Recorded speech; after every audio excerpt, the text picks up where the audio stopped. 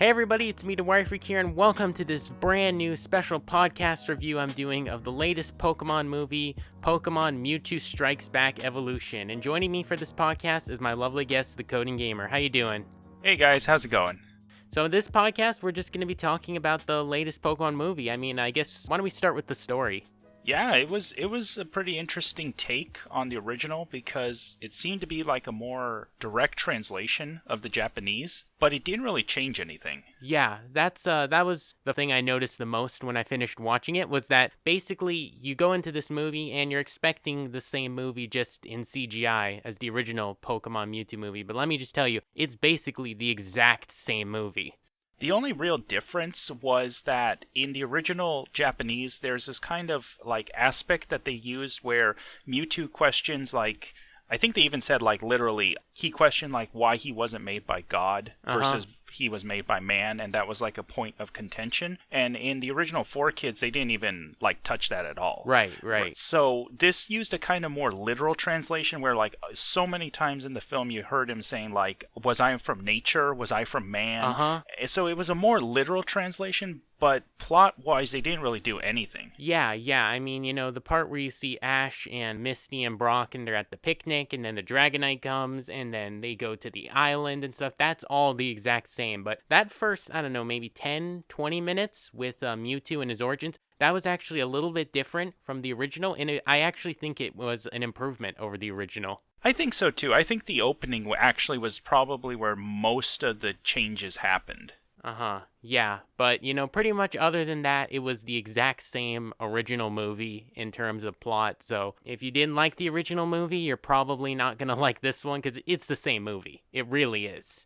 It was a very authentic, very true to the original. I'm trying to think of even more ways to describe it, because it really was just the exact same movie. In a lot of cases, it was even shot for shot, the exact same thing. It was many times shot for shot, pretty much all the same characters. Personally, I don't know why. I don't know if I sound dumb for this, but I was expecting them to show off maybe one or two of the newer Pokemon instead. But no, every single Pokemon and every single character was 100% there. Like, I mean, I was actually even a little surprised when, I forget her name, but she's that female trainer that has a Blastoise. Yeah. And, she even nicknames her Blastoise Shell Shocker, exactly like the original. Yeah, it was actually extremely authentic in that, but there's a few things that it actually didn't stay authentic to, and we'll talk about those in just a little bit. For now, we're going to actually move on to the next topic for this little review and conversation about the film. That's going to be the voice acting. So, what did you think?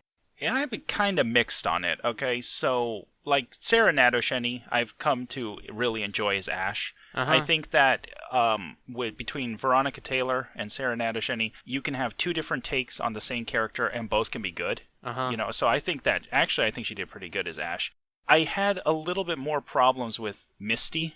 To be 100% honest, I'm not sure who voiced her, if it was the one that they've been using recently. Since around, like, Black and White? Yeah, I think that's, what's her name, like Michelle Knotts? Yeah. I think that's who voices her. I'm not sure if that was her in this film, but whoever did it just sounded really off to me. Yeah, I'm pretty sure Misty and Brock were voiced by the same people who did Misty and Brock respectively when they reappeared in the Sun Moon series. I'm pretty sure it was them. And, I don't know, I mean, there's, like you said, there's something about Sarah Nadosheni that really flows and works when she does Ash, even an older Ash now, because, that's the old Kanto Ash. It works, but you can't replace the original voice of Misty and Brock, in my opinion. It just didn't sound, especially in the context of, like you said, we're rewatching what we saw, 20 years ago, and it just kind of was off all around. As for Team Rocket, it was basically, if you're used to seeing how they are in the modern anime dub, they're basically that. They got into their roles about as much as they do in the show. So I'm not going to spend a lot of time, talking about that. I think Dan Green as Mewtwo, though, was a really good cast. I didn't even realize it was him until afterwards, and in the credits I saw his name, and then I was like, oh, that was Dan Green. So I think he did a really good job as Mewtwo. Yeah, definitely. I'm not sure if he did Mewtwo in the original film. Off the top of my head, I honestly can't remember. I'm pretty sure he voiced Mewtwo earlier at some point. Probably but some I don't point. remember where it went. Actually, I think it might have been in not the first Mewtwo Strikes Back, but there was a a second smaller film. Remember that one? I forget what it's called. But I know. I think that's where he voiced Mewtwo for the first time. Yeah.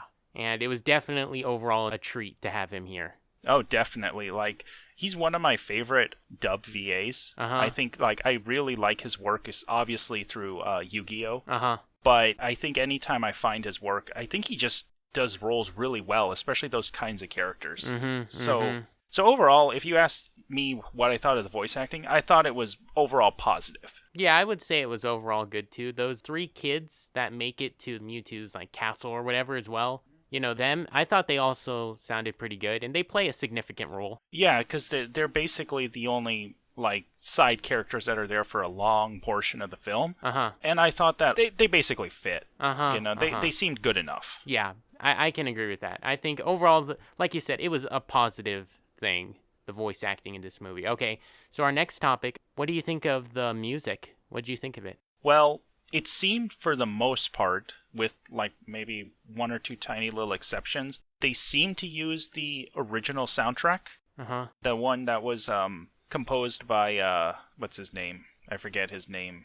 Oh, from the Japanese Pokemon anime? Yeah, but for the most part, the soundtrack seemed really good, though it also at the same time didn't blow me away at any point. They seemed to all be new songs, and it seemed fitting, but it didn't seem like extravagant, if you will. It just seemed like kind of just music that fits and works, and that's that. It was nice, but it wasn't something that like I remember. Yeah. And sometimes Pokemon's music is really, really good, and other times it's kind of just filler music, even on the Japanese side.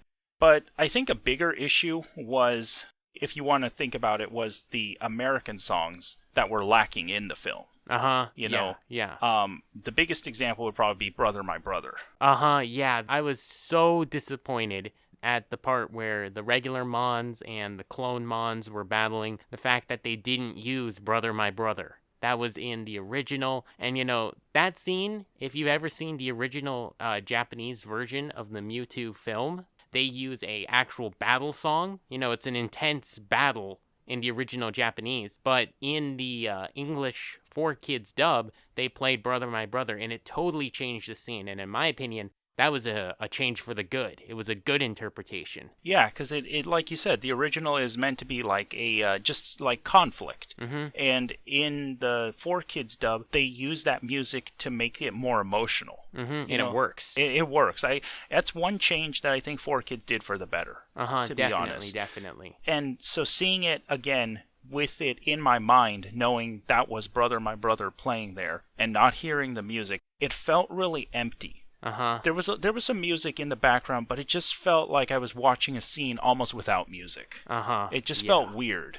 It was just completely off. And, you know, also the first opening scene where Ash battles that one trainer and they play the Pokemon theme remix. The remix they used wasn't the one in the original, obviously, but I don't know, something about it, it didn't get you in the Pokemon mood, so to say. It was like, at this point, if you count all the different openings that have remixed it, some of the movies that have remixed it, the original Pokemon theme has been remixed so often that it just felt like another remix.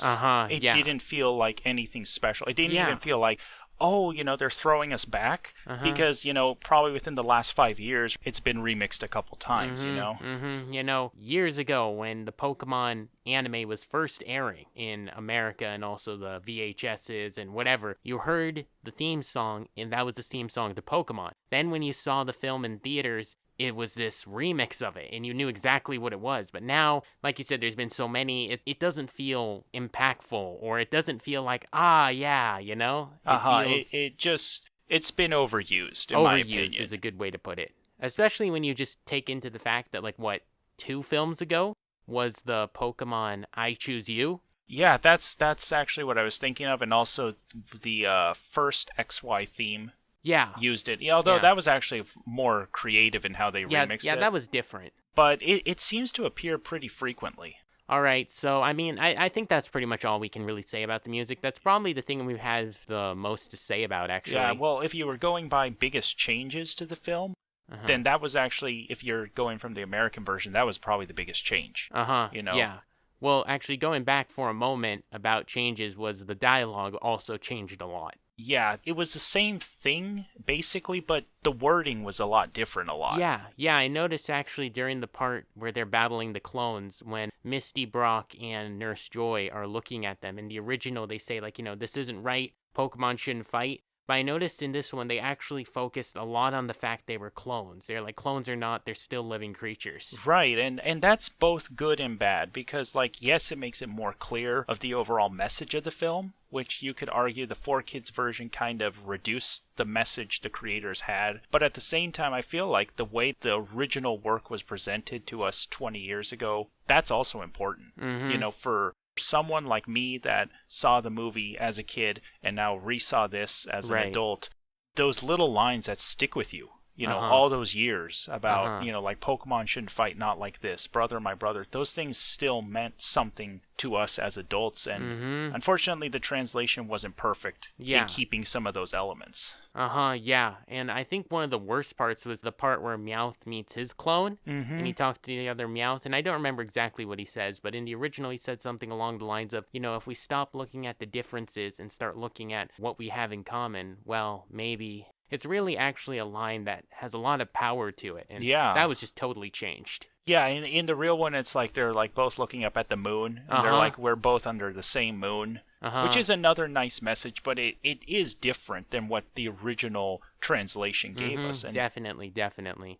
I mean, I can't say that ruined it by any means, but that was definitely a little bit of a disappointment, the changes. I would say it didn't ruin it, no, but I would say that there were a few moments where the line was on the tip of my tongue, and I wanted to see if it was going to come out in the movie or not, and usually it didn't. Yeah, and speaking of lines, I actually noticed, and I know you noticed this too, was at the part where Brock is flirting with one girl on the castle, he specifically mentions his jelly donuts. Okay, that was clever. That's that's actually something that's fun to throw in, because back in 1999, when the movie came out, there wasn't a jelly donut meme. That didn't exist yet. 20 years later, a certain famous, or I should say infamous scene has now made a meme, and they embraced it, and they were able to work it in. It was good. I like that. I like that. Okay, so the last thing really to talk about, we've been talking about this, especially this film, for I'm not even sure how long, but I think it's very, honestly, kind of strange that we haven't talked about the animation. Of all things. The first Pokemon mainline movie to be CGI animated, technically Detective Pikachu, came out first, I think. And it used CGI. But it was CGI and live action. Yeah. This was entirely computer animated. And, I mean, I'm just going to put it to you like this. The art style looked wrong. Just you look at Ash, you look at, it was mostly the human characters, and some characters weren't actually as bad as others, but they just didn't look like what they were supposed to. I'm not opposed to a CGI Ash, but this just did not look like Ash. I agree, like 100%. Sometimes things looked really good. I would say like some of the backgrounds, some of the buildings, some of the sets looked really good actually. But a lot of times they would be like put with weird looking characters on top of them, and the whole thing would kind of just mesh into a not so great looking mess. That's the best way I can explain it. There was actual shots where I was looking at the sky or this thing in the background and it looked really good, and then whatever Pokemon or whatever thing in the foreground was just really poorly done, and it just looked inconsistent throughout. Yeah, actually that was something else I noticed, was when I saw it was CGI and I saw the humans looked a little off, I was thinking, probably the Pokemon are gonna look okay, but actually a couple Pokemon looked a little off too. The ones that I remember off the top of my head were Blastoise. Yeah. And believe it or not, Pikachu. Yeah, Pikachu didn't look. He looked. There was something off. I'm not sure what it was. It wasn't his fur. No. I think they tried making him look a little bit like he does in Pokken. With that kind of soft fur shading on him. But it just, I don't know. And sometimes, this is kind of also related, was occasionally the animation was a bit stiff for them. Yeah. Some scenes were very fluid, but I remember like there was one shot of Pikachu when they're just arriving at the island, and I remember that, Ash is talking to the Nurse Joy, before they find out she's Nurse Joy. But I was noticing in the background, the way Pikachu was walking was very stiff, because obviously he wasn't the character in focus, so they probably didn't bother to animate him too well. But those little things, you pick up on them when you're watching. Yeah. And I think one of the biggest things that definitely made me say, whoa, that doesn't look like, how the character should, was that in many shots you could see Ash, I think probably Misty, Brock, and a couple other characters, you could see they had teeth. And don't misunderstand me now. If someone's gonna say, "Oh, Ash grinned in the anime. He had teeth." Of course he did, but you generally didn't see them. You generally, when Ash would talk, you would see the pink inside his mouth, but you wouldn't see teeth. Yeah, like of course he had teeth, and so forth. But when you're taking a medium like anime and you're moving it into the realm of CG animation, you want to preserve the original elements, and like I know exactly what you're talking about. Sometimes the way that they animated the mouths and stuff, the best way I can describe it is like the original Sonic the Hedgehog movie trailer, where they were saying he had those teeth that look cursed, because you're putting him on a cartoon character and it just doesn't look exactly normal. It looks a little too real or too human for what else looks like a cartoon. It was too much of a departure from what the original was supposed to look like. And I've heard a lot of people saying, how can you successfully transition the Pokemon anime into CGI in the first place? Why are you complaining? This is what it would look like. And, right. Well, to that, honestly, I have two rebuttals. The first is, if you can't successfully transition it into 3D, don't do it. Right. I think that's the biggest thing. If you can't successfully do it, why bother? Right. But the second one is that I have actually seen a successful anime into 3D transition, and that would be with the recent Lupin movie. They took the design of the original characters in 2D drawings, and they kept that design authentic and faithful in the 3D. And, you can look at comparisons. It looks amazing. Just absolutely amazing. And I think it could have been done here as well. I really do. I think so 100%. I think the thing with Lupin is that they really didn't push it too far. In trying to make it realistic. They only did, like, what elements were found in the original are found on Lupin. And here they added all kinds of extra things. Like, in addition to, like you mentioning, the teeth, which were obscure, I noticed that a lot of characters had their hair, so you could see the individual strands of hair, which makes sense, because that's, realistic. But it looked really awkward. On some characters that their hair just looked off. And then some characters like Officer Jenny didn't have that effect. So I remember, I think her name's Miranda, the harbor master lady. So her hair was done very realistically, but then right next to her was Officer Jenny with clumps of hair. Yeah. It just looked kind of weird. It was inconsistent. It was. And I just feel like, the time they took on all that could have been into better designed faces. Yeah. Yeah, although I do have to say, some of the joy of watching the film, believe it or not, actually was watching a Pokemon film in CGI. That was kind of interesting. Well, it opened up new doors in some ways. I think that they did things that would have been a lot harder on paper. When you're doing traditional or even digital but still 2D animation, you have limits on how much you can do within a budget. I mean, so I noticed a lot of shots were way more dynamic. They'd have cameras zooming across areas, constantly changing angles and doing all kinds of crazy dynamic shots. Whereas on paper animation, 2D animation, you're way more limited. Absolutely, yeah. So I really enjoyed that aspect. It felt more dynamic. Yeah, the dynamic shots were really nice, I have to admit. But that covers pretty much everything about the animation there is to say. Yeah. It's kind of even hard to give an overall what I thought of it, because it was so incredibly mixed. I really can't say for sure if I enjoyed it or really disliked it, I would say I enjoyed elements of it. I think that's pretty fair. I think all I can really say is that it was a very mixed bag. It was very mixed. But that pretty much wraps up everything there is to say about this film, this review. You know, we've talked about the story, the voice acting, the animation, the music. We've talked about a lot of stuff. So I think, you know, just now the overalls, what do you think? Overall, I'm going to give it probably like a 7 out of 10. That's pretty fair. You know, it's a good film. It stayed pretty faithful to the original. It kind of brought some new translation, some new aspects in the voice acting to it. Mm-hmm. But basically, if you've seen the original, there's not really anything new here. Yeah. You're going to walk away with, oh, I saw the 3D version of it. Uh-huh. You're not going to say like, oh, I saw the remake that did so many cool things. Oh, and it was also 3D. Uh-huh. You know, you're just going to say, I saw the movie in 3D. Mm-hmm. Yeah, exactly. That was definitely how I walked away from it. I basically, you know, during every single point of the film, I knew what was going to happen. Uh-huh. I knew exactly how it was going to happen. It was really just seeing the same movie in 3D, like you said. And I'd give it a 6 out of 10 personally, but that's only because I have, you know, issues with the original Pokemon film. It was only about as good as the original Pokemon film. Right. So, you know, if you enjoyed the original Pokemon film, you'll probably like this one too. Right. But if you saw the original film and say, you know, oh, that wasn't a very good film, you're not going to get anything new out of this. No. It's literally, aside from the first, 10, 20 minutes with Mewtwo, it's the exact same movie in 3D. Yeah, I mean, I totally recommend it if you're a fan of the original. Yeah. Because, like you said, it's the same movie. You're going to like it, and you may or may not like the CG aspect, but it's still worth a view. Yeah, because you'll basically be watching the original film, which if you already liked, so...